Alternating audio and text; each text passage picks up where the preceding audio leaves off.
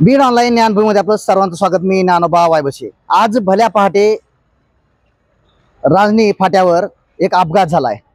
हा अपघात एवढा भीषण आहे की त्यामध्ये 2 ठार आणि 7 जण गंभीररित्या जखमी झालेत। त्या सर्वांवर सध्या शासकीय जिल्हा रुग्णालयामध्ये उपचार सुरू आहेत।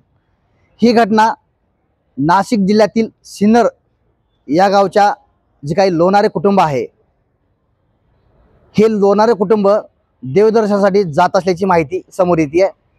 ते भल्या पहाटे बीडकडे येत असताना राणी फाट्यावर एक पूल आहे आणि त्या पुलावर यांची गाडी धडकली आणि त्यामध्ये गंभीररित्या जखमी झालेत 7 जण। त्यामध्ये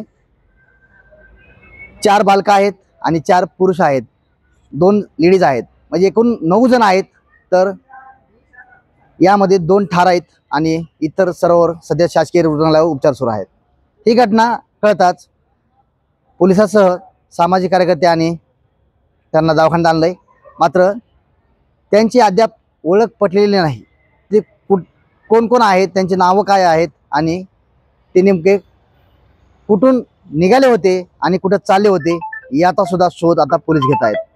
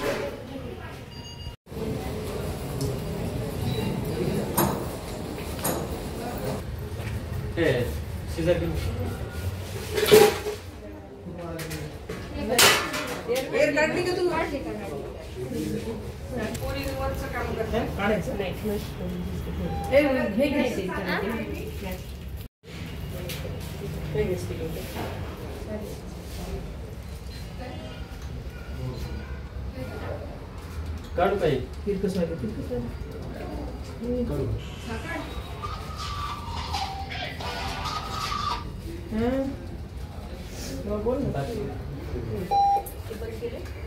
बरोबर पाहिले आणले आणले